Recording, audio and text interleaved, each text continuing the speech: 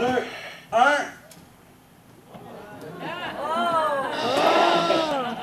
Quelle est cette créature mythique, Manuela? Je présente le Roxane aquatique, espèce unique au monde. Oh. Wow, la Cet animal a tellement des yeux merveilleux. La vue, elle est belle, hein? Ah oui, des yeux qui voient la mer, qui va plonger dans les profondeurs du Saint-Laurent. Donc, Manuela, combien est-ce que tu as l'air dans ta bouteille? 2700. Ben parfait, donc c'est des bouteilles bien pleines. Je pense qu'on va être prêt à aller partir dans les profondeurs du Saint-Laurent. Alors, comme Michael dit, on va plonger en profondeur si je monte. Donc, pendant qu'elles descendent, les plongeuses vont équilibrer leurs oreilles. Donc, j'ai mentionné tantôt en bas, pour équilibrer les oreilles, les plongeurs vont souvent se pincer le nez et souffler pour rajouter de l'air dans l'oreille moyenne pour équilibrer la pression sur le tympan. Avec le masque plein visage, ils ne peuvent pas se pincer le nez, mais ils vont avoir un nose piece qui va leur servir pour bloquer le nez en poussant sur le masque et vont pouvoir ainsi équilibrer la pression. Donc, avant de continuer, je veux juste faire un tour de sécurité dans mon sous-marin ici. Si jamais la vitre de mon sous-marin se brise et le Saint-Laurent se déverse dans la salle, vous trouverez des gilets de sauvetage sous vos sièges et les portes de sortie se trouvent à votre droite. Donc, assurez-vous de regarder derrière vous. La sortie la plus près pourrait s'y trouver. Aussi, pendant la plongée, on va parler aux plongeuses. Donc, quand je veux dire que ça va être le temps des questions, vous avez juste à lever la main. Je vais venir vous voir. On va compter 3, 2, 1. Je vais vous passer le micro. Et ensuite, vous allez pouvoir poser votre question aux plongeurs. Donc, assurez-vous de la faire rapide et bien phrasée parce que les plongeurs vont retenir leur souffle pendant qu'ils écoutent la question.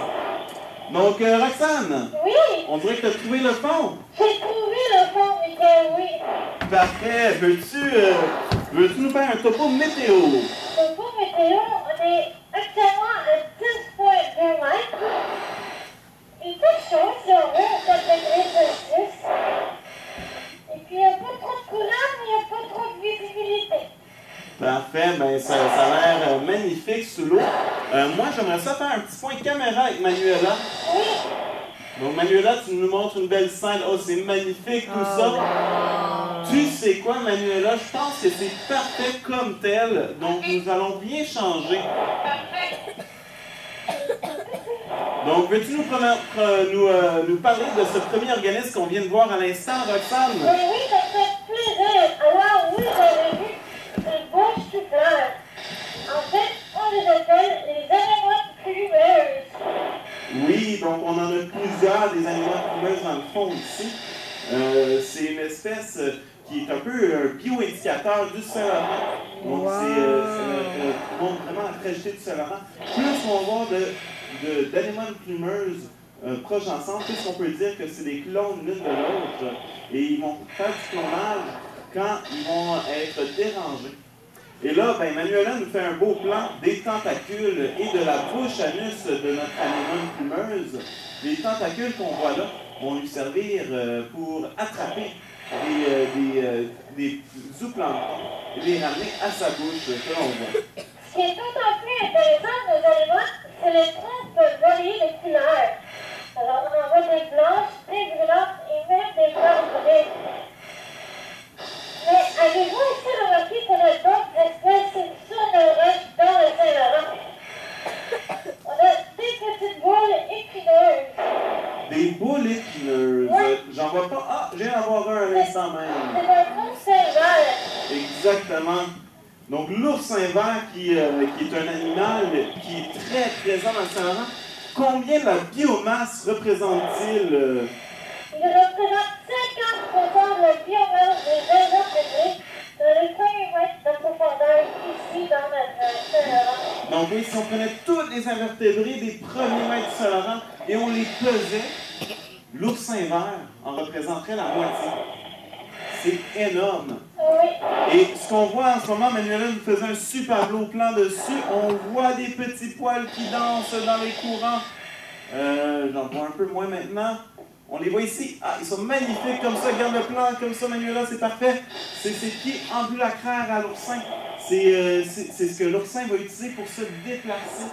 Donc, c'est avec un système hydraulique, une plaque madréporique qui est sur le dessus, qui va faire une rentrée d'eau et qui va l'enlever à tous les pieds. Oui, et Michael, est-ce que tu as vu en fait la couleur, peut-être le contact, la couleur rose? Oui, on a une belle couleur rosée sur nos roches. Oui. Dis-moi, c'est quoi cette couleur rosée-là? En fait, c'est une algue amputant qu'on appelle la coralline. Donc, cette algue amputant-là est dure comme la roche. Elle est pleine de carbonate de calcium. Ça va utiliser ça pour se défendre contre le broutage. Il y a plusieurs organismes tels que l'oursin qui broutent souvent les algues. Et en étant durs, ils ne vont pas se faire brouter. C'est vraiment une belle forêt enchantée que tu nous as présentée là, Roxane. Ça fait plaisir, mais je te dirais, en ce moment, j'ai le quelques gros, j'ai de filmer. Est-ce qu'on part à l'aventure ensemble? Oui! Ouais! Parfait! Allons-y! On te suit.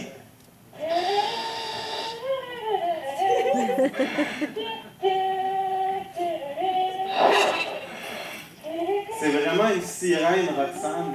Ah, merci, Michael, c'est tout gentil. Oh, j'ai vu un premier organisme pour vous. En fait, je pense que vous allez peut-être le reconnaître. Elle est juste ici. Oh.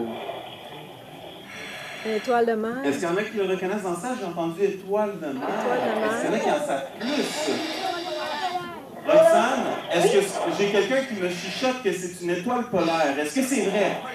Effectivement, parce qu'elle n'a pas l'air de l'étoile de mer avec ses 6 bras et non 5 bras. Donc, l'étoile de mer polaire qu'on a ici, c'est une étoile qui est assez commune dans le Saint-Laurent, où est-ce qu'on se trouve en ce moment.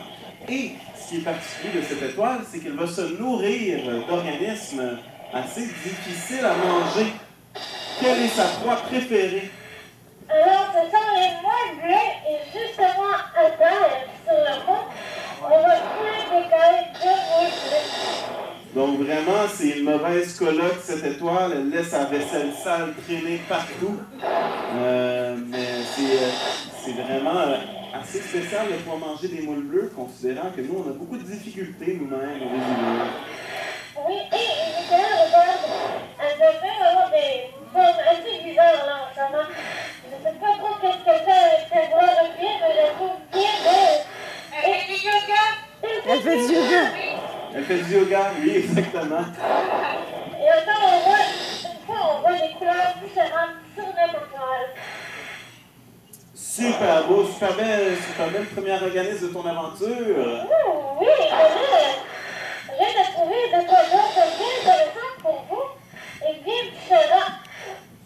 Et juste ici, on le voit, et Michael, je pense que c'est une légende qui vient avec ces livres. Oh, absolument, j'adore cet organisme-là. Je vais juste parler de cet organisme 2 secondes, puis je reviens. Donc oui, on a ici une plante qu'on trouve dans les profondeurs du Saint-Laurent. C'est l'agare criblé. Agare criblé qui est une des algues qu'on va trouver le plus profondément et qui va éviter de se faire bouffer par les organismes tels que l'oursin en se développant des tissus qui sont pas très digérables par les brouteurs. Et il y a une légende qui vient avec, une légende de 3 pissoles où il y a très longtemps, beaucoup de bateaux s'échouaient dans ce coin-là, puis malheureusement, beaucoup de marins y mouraient.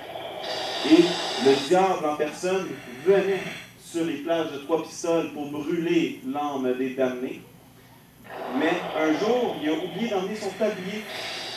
Et il s'en est confectionné un de fortune en utilisant les laminaires qu'il a trouvés sur le Saint-Laurent. Mais les tisons ont brûlé des trous dans cette laminaire-là et les a laissés là. Ils sont répandus. Et c'est là d'où est venu l'agare criblé. Est-ce que Michael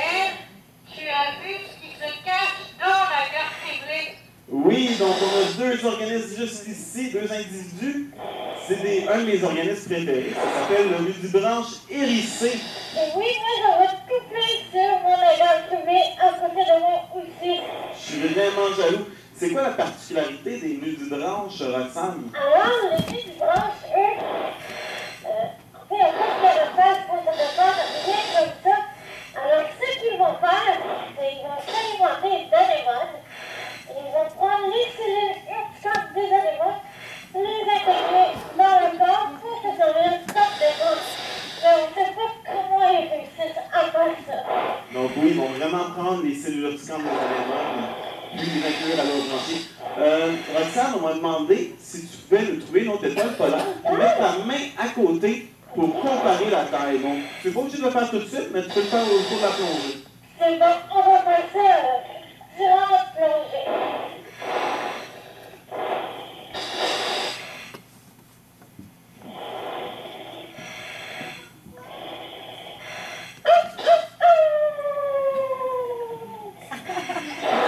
Miguel, j'ai tout un organisme pour toi et tout le monde dans la salle. Ça sonnait bizarre comme organisme. Oui, un petit peu, mais c'est comme si écrit à la pleine lune. Est-ce que ce serait un loup-garou? Non, pas un loup, Oh my God. un loup atlantique. Un loup atlantique, j'étais proche. Ah, C'est wow! notre vertébré en poisson qui s'appelle Jean-Pierre. Il y en a qui disent que c'est pas un très beau poisson, Oh, mais moi je l'aime beaucoup. En fait, c'est un poisson qui est assez spécial, c'est une espèce qui est en voie de disparition dans le Saint-Laurent. Et c'est une espèce qui va se nourrir principalement d'oursins, de crabes. Mais pour se nourrir d'oursins et de crabes, il a besoin d'une particularité. C'est quoi cette particularité-là qui lui permet de manger des oursins? il a un palais très très fort, de la calcaire. Oui, donc le palais de sa bouche est dur comme de la roche. Et donc, il va pouvoir manger, briser toutes les épines des oursins avant de l'avaler tout rond. D'ailleurs, Manuela, tu peux peut-être nous montrer juste devant. On voit plusieurs restes de ses repas, surtout du crabe qui reste en ce moment, devant lui, qui a mangé. Donc, lui, Roxane, n'aie pas ta main à côté pour mesurer la taille. On veut que tu gardes les deux mains. Merci, je vais mettre ma main à côté de notre étoile polaire. Elle va s'attaquer au fond. Oh! Manuela, tu as trouvé un super bel organisme. Un gros gourmand du Saint-Laurent. Oui, Je vais essayer de ne pas me faire engouffrer. c'est vrai. Regarde, Roxane. Oh, un autre organisme, et celui-ci en alimentation. On dirait vraiment un ogre. Oui, en fait, c'est un concombre de mer. Et oui, c'est le concombre de mer qu'on a devant nous. Et ce qu'on voit en ce moment du concombre de mer, c'est sa bouche avec ses bras tentaculaires qu'il va avoir tout autour, qui va se lécher et il va ensuite sortir son bras pour continuer à ramasser la nourriture en suspension. Et là, on va le voir, il va ramener un autre bras dans sa bouche. Et quand il mange, il va faire ça en continu toute la journée. Donc, Je me fais engouffrer. Oh non. recule, Manu, recule! Je recule. Regarde, ça c'était sa bouche. Je te montrer quand même son corps. Oui! Ben, je vais essayer. Hop. Et voilà, donc là, on voit son corps. On voit ici les petits bosses qui sont là. C'est les triangulacraires. Je vous rappelle, l'autre organisme qu'on a vu avec les triangulacraires, c'est l'oursin. C'est en fait des cousins. Donc, ils ont tous les deux un système de circulation d'eau qui va lui permettre de se déplacer, de s'accrocher. Super bel organisme. Donc, Roxane, ça aussi, on va vouloir avoir une main à côté plus tard pour pouvoir me voir la taille. Oui, et maintenant, j'ai trouvé un autre organisme pour vous, un petit peu féroce. Alors, je ne peux pas me mettre à côté de lui. Il est juste dessous moi. C'est un arthropode. Un arthropode. Qu'est-ce qui serait un Moi, j'ai arthropode? camouflage. Exactement, et c'est pas bien camouflé, j'ai fait ça le rond. C'est un crabe commun. Exactement, le crabe commun. qu'on voit ici. On le voit de très près, on voit ses yeux, ses antennes, ses mandibules. Donc c'est un crabe qu'on retrouve souvent caché sous le sable. Il va s'enterrer, puis il va passer inaperçu. Donc le crabe commun qu'on voit ici, c'est une de nos 3 espèces de grands crabes. Ensuite, on en a une couple d'autres. C'est un des plus communs qu'on va voir. Super beau plan, Marie. Oui, Le courant, il est de quelle sorte? honnêtement, il est un peu bizarre. Ouais, c'est ça. Michael, pour Joanie. Allez, écoute, Joanie. Michael, est-ce que tu pourrais parler avec les lourdeurs, s'il te plaît? Absolument, je te les laisse. Alors, ça Bonjour. va bien, Je Flo. veux parler Ça va avec très les bien, plongeurs, merci. c'est juste une petite Sur le message, c'est dans ta plaie. importante Je pour vais la juste te laisser en ce moment. Ça va durer 30 secondes, puis ensuite on va avoir le parler pour Il nous. me reste 18 ans. Parfait, merci. Est-ce que Marie est près de toi? Tout près de moi. Demande-lui si elle a froid avec cette combinaison-là. Oui, ça va, il me reste Est-ce que vous voulez 2200. demander une 2200? Oui. On fait ça. Parfait. Donc, si vous voulez, tranquillement, vous retirez vers la falaise. Bonne fête plongée. Merci. Et moi, j'ai trouvé quelque chose pour vous dans la salle. Une très grosse étoile polaire. Et je vais mettre ma main à côté. Ah oui, elle est grosse, hein? Oui. On la voit déjà à l'horizon. Ouais. Donc, ils vont nous mettre la main à côté de l'étoile polaire. Donc, quand même un peu plus grand que la main, presque 2 fois, un petit peu moins que 2 fois la longueur de ta main. Hey, Donc, c'est une bonne notre taille. solution de yoga qui est faite. Oui, on va tout ça. Ils sont toujours en yoga aujourd'hui. On a une question pour toi, Roxane, en ce moment. J'ai senti aussi ce qu'on devait le partager avec vous avant.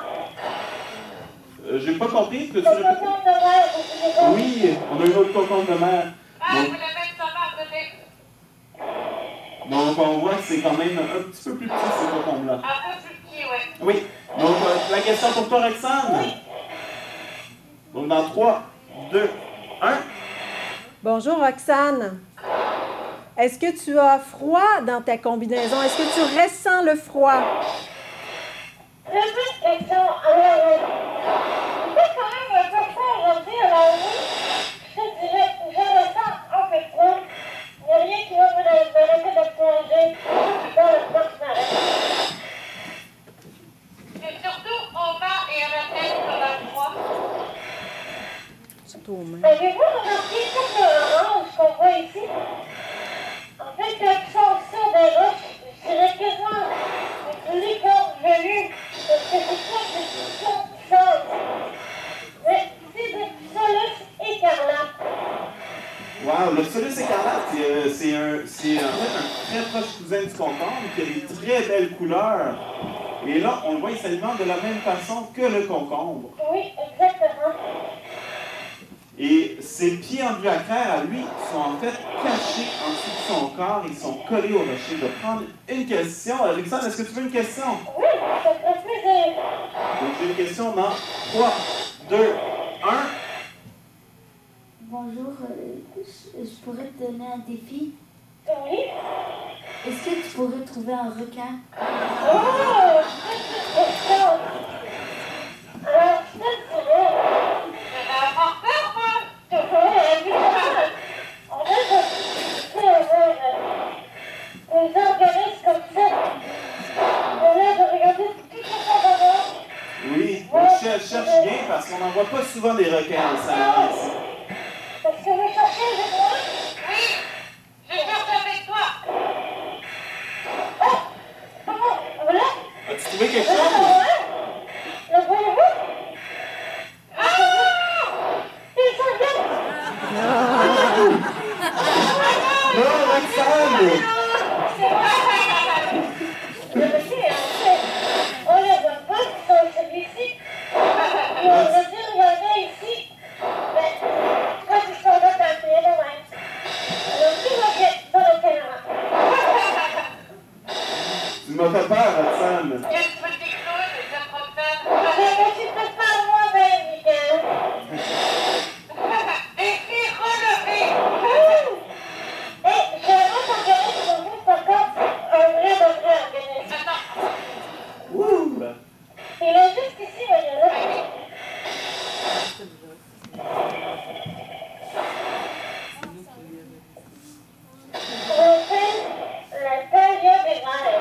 Dahlia des mers.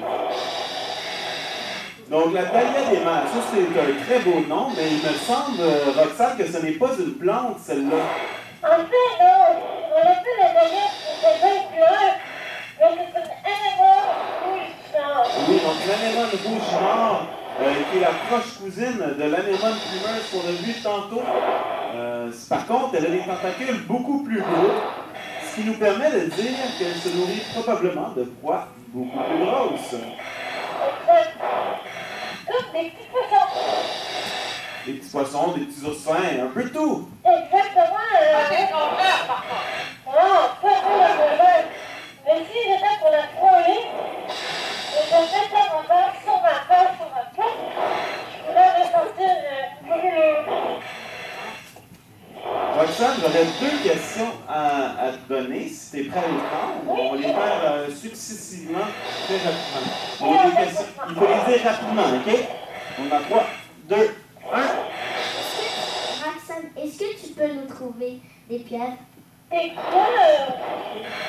Eh bien, alors, toute cette grande demande, on peut faire aussi dans notre terrain. Alors, tout comme les hippopotames, j'aurais bien de la difficulté à en trouver. Oui. Alors, t'en as pas de caché dans tes poches non plus? Alors, tu vas nous l'abîmer! Oh, je peux? Alors, ok.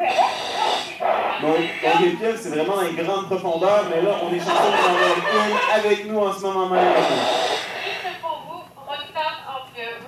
Vous l'avez vu? Oui, on l'a vu, c'est parfait, Roxane. J'ai la deuxième question pour toi. Oui. Donc dans 3, 2, 1. Est-ce que ça t'arrive des fois de voir des belugas dans ta plongée? Oh. Alors, moi, j'ai pas eu cette chance-là, mais je vous ai entendu. Par contre, un de ses amis a eu une chance très exceptionnelle d'avoir un 5 mois de vie. Mais c'est plus rare que des chanteurs. Donc oui, c'est extrêmement rare de voir des belugas sous l'eau. Comme il l'a dit, un de nos collègues ici sur le site Canada a vu cette année. Mais les belugas, par contre, on les entend. C'est une des rares baleines qu'on peut entendre régulièrement en plongée sous-marine. Avez-vous fait? Moi, j'avais une petite appétit pour des fruits. Qu'as-tu trouvé qui te met l'eau à la bouche? C'est un fruit bien bon et en saison. Bravo! Oh, j'ai une petite poule! On a deux choses ici. Ah, une petite poule! Oh, je deviens petit poisson et que j'ai piqué sur le ventre. Et c'est pas sur mon oreille, je l'ai vendu pour aider. Est-ce que tu peux faire ça, Roxane?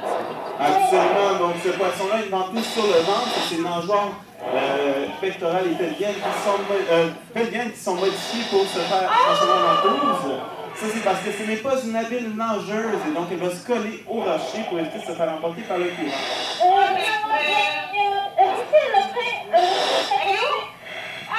juste à côté de notre framboise de mer? Oui, absolument. Donc, à côté de notre petite poule, Manuela, on veut les framboises maintenant. On veut les framboises. La petite poule! C'est vrai qu'elle est belle, la petite poule. Ok. Donc, les framboises de mer, c'est ces organismes ici. C'est en fait un organisme que peu de monde pense qu'on aurait ici. Dans quel groupe est-il, Roxane? C'est un corail mou. Un corail mou. Donc, la plupart des gens pensent que les coraux, c'est seulement dans les mers du Sud. Par contre, on en a ici qui ne sont pas aussi calcaireuses que ceux du Sud. Elles sont vraiment plus molles. Et en fait, elles commencent comme ceci. Ça, c'est une colonie d'organismes. Chaque branche qu'on voit ici, c'est un individu différent. Et l'avantage des coraux mous par rapport aux coraux durs, ils peuvent se défendre en se resserrant et en se refermant. D'où le nom de cet organisme, la framboise de mer. Elle ressemble plus de framboise qu'elle. Oui! Regarde à côté. Attends, je sais pas si tu vas le voir. C'est quelque chose que je pense que c'est juste la deuxième fois que j'en vois. C'est assez difficile à observer ça en plongée. Donc, regarde, profitez-en. En fait, c'est mon premier que je vois dans un saint-laurent en direct. Wow! Moi, je vois pas. C'est un verre un verre éventail, oui, merci. Donc, le verre éventail ici, qui va en fait avoir son éventail sorti pour pouvoir rattraper les sédiments puis les ramener à sa bouche. Généralement, il se referme comme ça. Wow! Exactement, au merveilleux moment que je le disais. C'est trop cool. C'est donc bien. Oui, c'est vraiment cool. On aurait pu être trop fort. Donc, j'ai une question pour toi, Alexandre. Tu peux la prendre en circulant. Donc, je te la passe en 3, 2, 1. Bonjour Roxane, j'aimerais savoir est-ce que tu peux trouver les doigts de mer en train de manger une boule? Oh. C'est un bon défi. Je fais tout mon possible pour en trouver une. C'est bon? Mais moi, j'ai trouvé oh, tu sais, j'avais trouvé.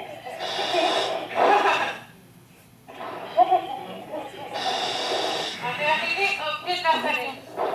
Au pied de la falaise. Donc, bien nous dire qu'ils arrivent au pied de la falaise, ça veut dire qu'ils sont sur le point d'entamer leur remontée.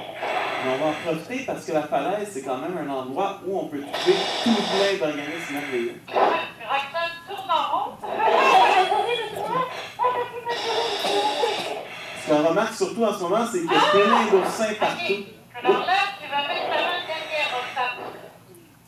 Oh, moi je sais c'est quoi. Plus haut, plus haut. Ah!